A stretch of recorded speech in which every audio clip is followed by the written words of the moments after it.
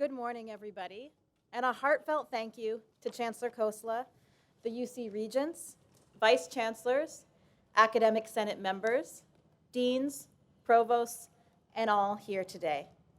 It is truly an honor to be standing before you, in the shadow of figures like Madeleine Albright, the Dalai Lama, and most recently, Alicia Garza, as was just mentioned.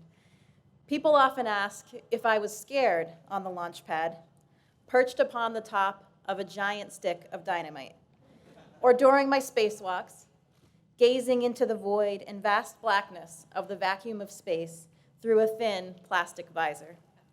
It was years of training that gave me confidence in those moments, as well as the critical support of our trustworthy ground teams, ensuring our safety every step of the way.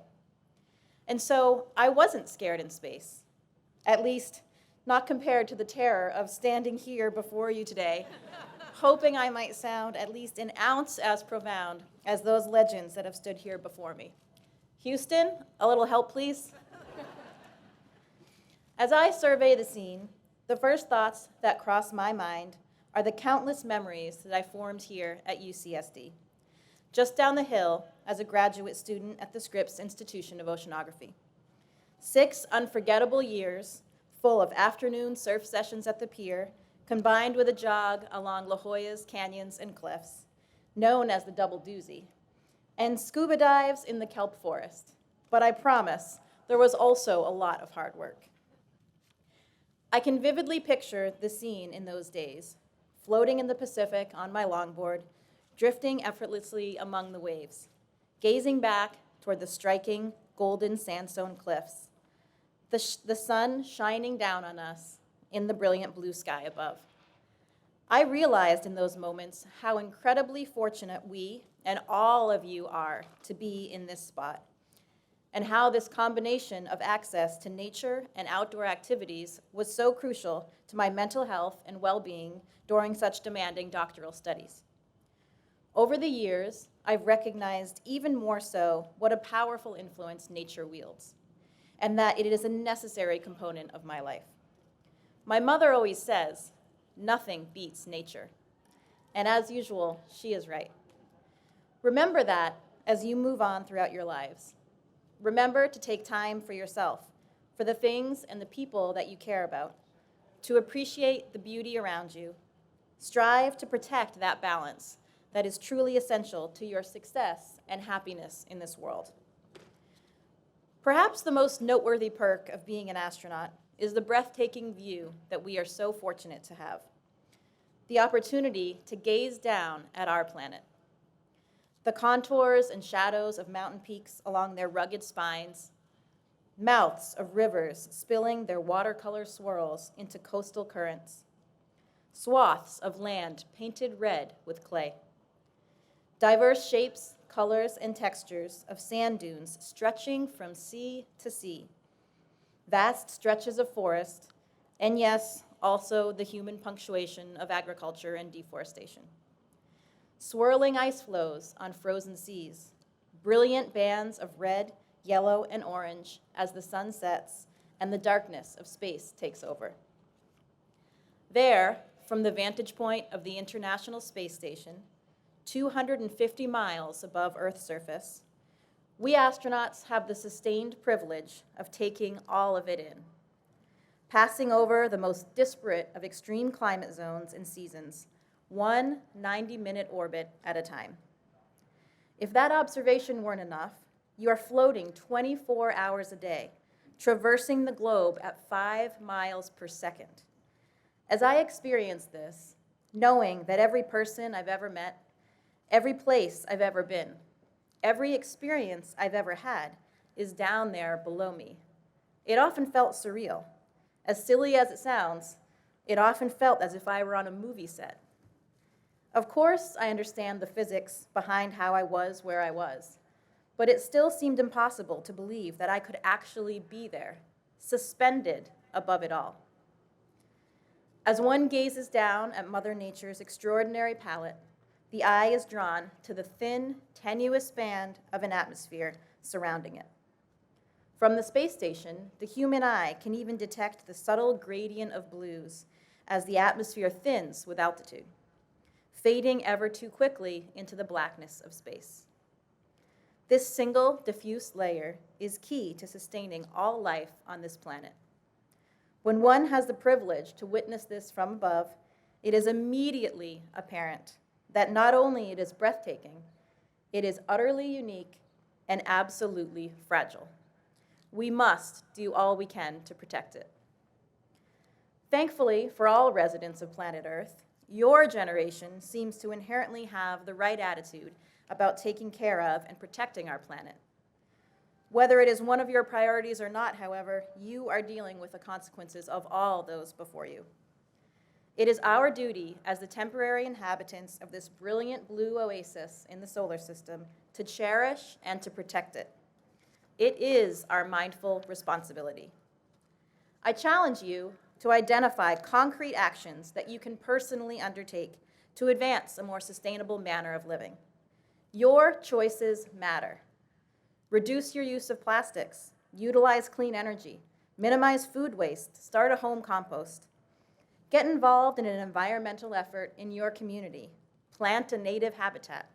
Build a home for the birds and the bees. And most importantly, make our democracy work. Exercise your right to vote.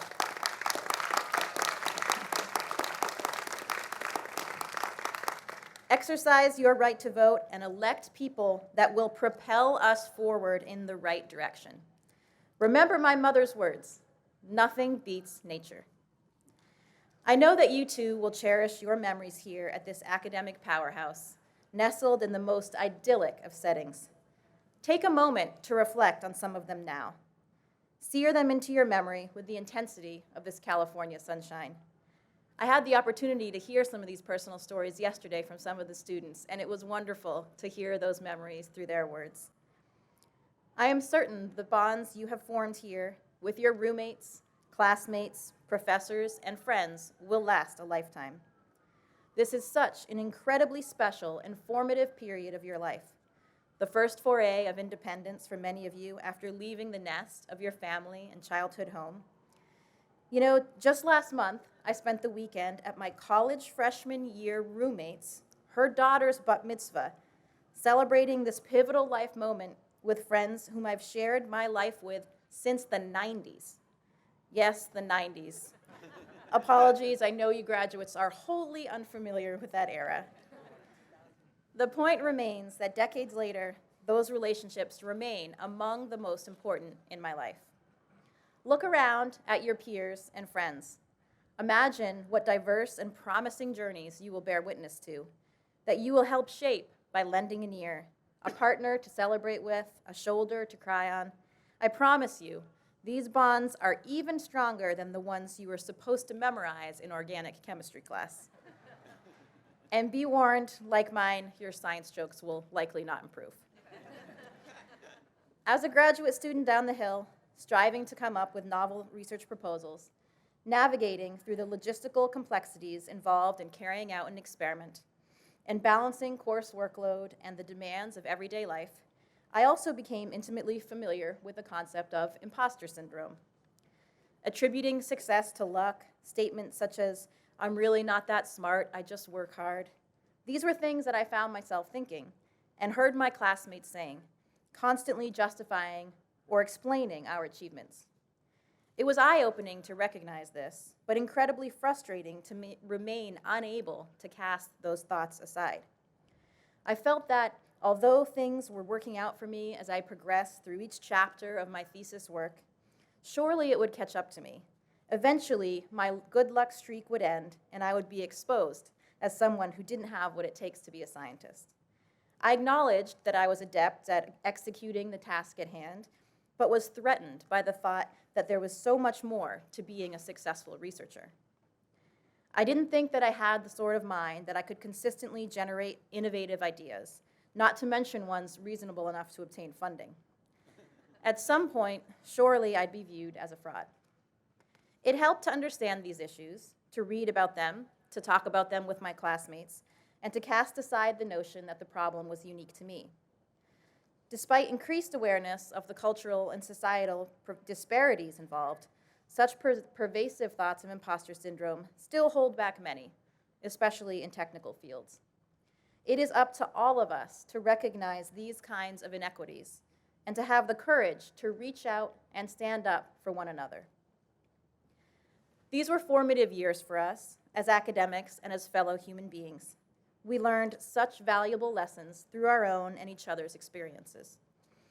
One lesson in particular that stays with me is understanding the value of a good mentor. I had struck gold with my PhD advisor and mentors, one of whom is in the audience here today, experts at the top of our field that cared about not only my research, but about me as a person. With this guidance and support, I could maintain the courage and drive to continue and more fully realize the vitality and importance of a work-life balance. By the time I reached the end of my experience at SIO, I was extremely relieved to experience a moment of clairvoyance. I had been consumed by coursework, equipment preparation, intricate surgical procedures, laboratory experiments, literature surveys, data analysis, and manuscript writing. Autumns into winters were spent in the Antarctic, patiently awaiting a curious group of emperor penguins to escort back to our research site. Springtime meant approaching elephant seals basking on the beaches of Northern California, administering the necessary sedatives and avoiding their menacing jaws until we could continue our work. Mounting our instruments on the back of these consummate divers, we recorded their heart rates and the level of oxygen in their blood. Finally, the long-awaited answers to my burning questions were within reach. As I stood there that day, ready to defend my doctoral dissertation, perusing my final PowerPoint slides in front of a crowded lecture hall, I looked out at the audience, at my advisor, mentors, classmates, families, and friends, and I thought, wow, look at this. I absolutely earned this degree. I'm not an imposter after all. I hope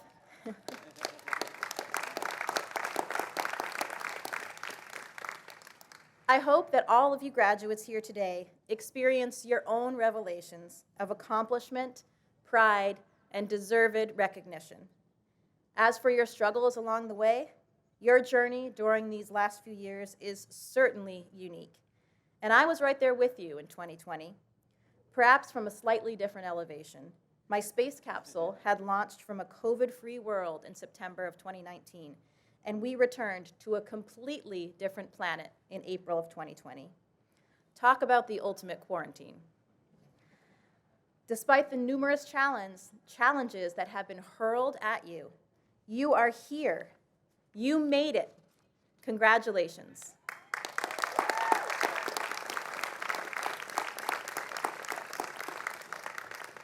And remember this, everyone experiences self-doubt at times. You may feel alone in that struggle, but I promise you the sentiment is shared. Remember to find what it is you are passionate about in this world.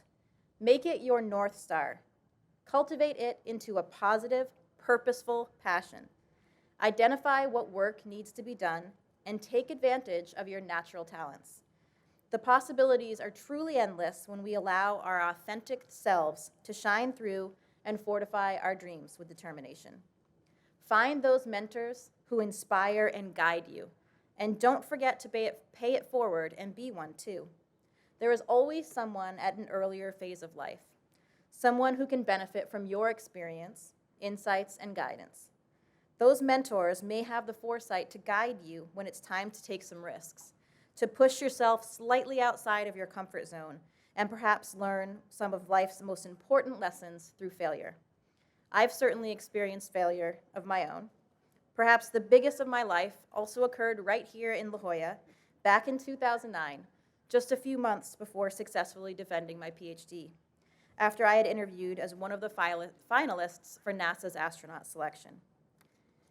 Everything had gone well at the interview. I couldn't say I had a single moment of, oh, why did I say that? Why didn't I mention this? It was incredibly humbling, getting to know the other interviewees and learning of their vast, impressive accomplishments and lengthy resumes. It was easy for that old demon imposter syndrome to creep back in, There is no way I'll ever get selected, was the thought that seemed a common thread among many of us, at least those of us whose egos weren't as strong as our doubts. When my phone rang with a Houston number, I knew it was the call. It came while I was giving some family and friends a tour at SeaWorld, describing the function of the soft, lipid-rich melon of the beluga whale and the robust vibrissae of the enormous male walrus. Just another average day with charismatic megafauna. Sunny Williams, an experienced astronaut whom I knew from my previous days at NASA, was on the line. "Jessica," she said, "you did a great job." I held my breath, unable to move. "But unfortunately, you were not selected this time." I felt as if the air was sucked out of my lungs. I knew there was such a small chance that I would have been one of the 9 astronauts selected that year. I'd been realistic about that. But having gotten that far, that close to the brink of the one thing I'd been dreaming about my entire life, of course it was difficult to swallow, particularly because I knew the selection only came around about every 4 years. When I heard that a young female life scientist, a UCSD graduate, I might add, had been selected for the class, I figured that had been my only chance. Given my age and timing, it was likely the last opportunity I would have. Fast forward 4 years later to 2012, and I was in the final round of the astronaut selection once again. I suppose I expected the same outcome. Perhaps this made the whole process far less stressful, and perhaps that was what made the difference. This time, 4 years later, I was sitting in my office at the Massachusetts General Hospital in Boston when that Houston area code popped up on my cell phone once again. This time, it was the voice of Janet Kavandi, head of the astronaut selection board. I knew this was a good sign, since the word on the street was the head of the board called the yeses, while the other board members had the unpalatable task of delivering the bad news. "Jessica," she said, "turns out the second time is the charm."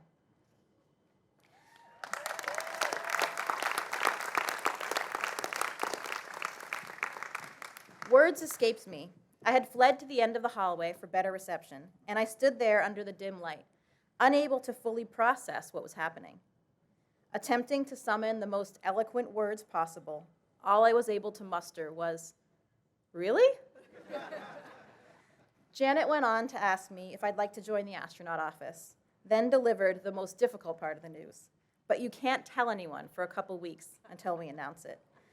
That might have been more difficult than learning to pilot a Soyuz spacecraft in Russian. After failing to be selected the first time, there were moments when I considered not applying again, perhaps in an effort to protect myself, or that maybe it wasn't worth the risk of putting myself out there again and dealing with the mental anguish and the rigorous selection process. But of course, if I hadn't, I wouldn't be standing in front of you today. And yes, that other female life scientist, UCS graduate from 2009, Kate Rubins, she is not only a colleague, but also a close friend. It is always worth making the leap that scares you. It is always worth following your passion and committing to all of the hard work along the way. And of course, what's worth the most is the opportunity to lift up others. Keep in mind that you can never anticipate what life will bring you. I was a member of a flying club here at the Montgomery Field Airport, just over the hills behind me, and I recall my first flights as a relatively inexperienced private pilot, anxiously scanning for the airport as I initiated my return. Of course, there was a lot going on down here on the ground in Southern California, especially around this campus these days, so it can be tough to spot. The first object that tends to catch one's eye is the extremely large runway just north of Montgomery. Any of you out there ever share that experience? A very tempting landing spot indeed, but that runway belongs to the US Marine Corps. And Miramar was most certainly off limits to civilians like me at the time. Despite having dreamt of being an astronaut since I was 5 years old, it never occurred to me at the time that 10 years later, I'd be touching down on that restricted runway in a NASA T-38 jet as an astronaut in training.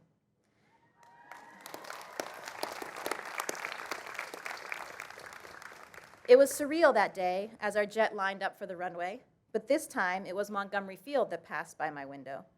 So be ready. Open yourself up to the surprises and opportunities that head your way. You never know where they will take you.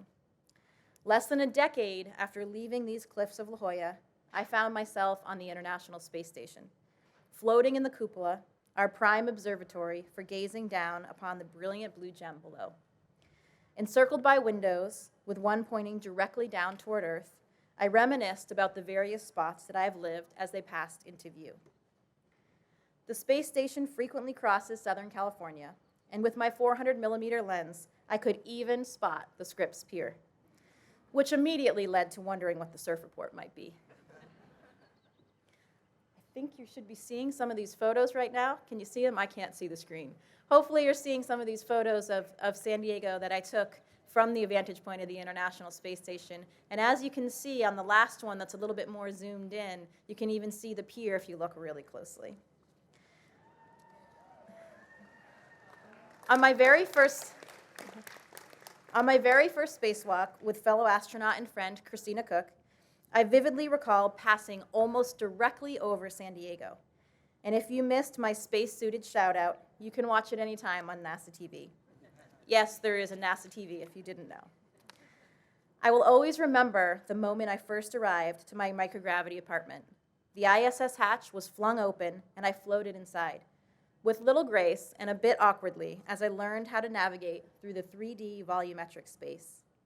This complete physical immersion is simply extraordinary, endlessly channeling one's 5-year-old self. Simply put, everything is more fun while floating. The smile on my face at that moment, as I've seen on the video, and I think you should be seeing right now, was one of elation, complete and utter satisfaction and awe. Those closest to me have described it as simply pure joy.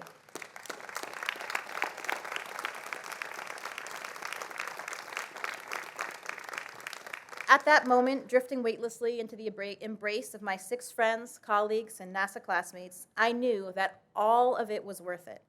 All of the hard work, the ups and downs, the doubts, pressures, and stressors, and sacrifices along the way. Like that moment of clarity upon defending my PhD, there was not a shred of doubt in my mind. This was just the beginning of months of diverse technical duties with complex tasks and hardware, the culmination of years of training. But from that very first moment, I already knew that this was it. I did it. I was finally home. And as you can see, all of you are right up there with me. Hopefully you're, okay, you are. All right. This adventure was not mine alone. It was for all of you, and truly for all of humanity. Congratulations, graduates. Wishing you the best of luck on your journey as you set off to discover your personal version of home, wherever that place may be. Ad Astra, Tritons, ad Astra.